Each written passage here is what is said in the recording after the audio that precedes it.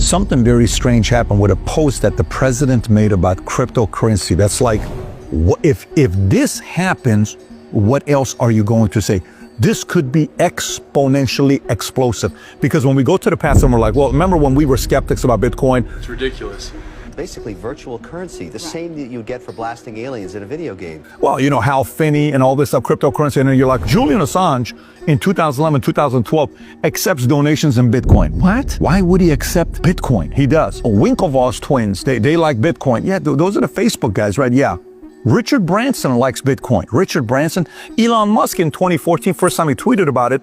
Then in 2020, 2021, he bought $1.5 billion of Bitcoin with Tesla. Bill Gates initially said good things. Now he's critical about it. Then you think about institutions when they came in. 2020, MicroStrategy buys $250 million of Bitcoin. What? Why would he buy so much Bitcoin? Then Morgan Stanley, then others started getting involved. Then BlackRock starts a Bitcoin ETF, 150,000 Bitcoins they buy.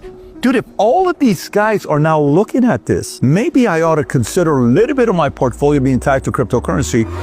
And then the president puts this on Truth Social. You ready? President Trump on Sunday announces that he wants to establish a crypto strategic reserve for the U.S. government, kind of like Fort Knox with gold. We're talking crypto. That will include things like Bitcoin, Ethereum, XRP Ripple, Solana, and Cardano. Whoa.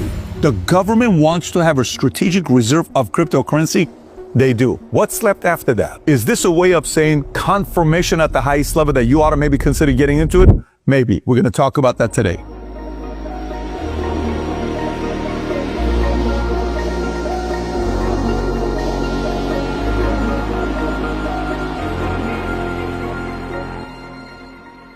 If you value out of this video, give it a thumbs up and subscribe to the channel. Let's get right into it. So 2 weeks ago, on February 16th, I ran a poll, and a poll says, which crypto has the best long-term technology?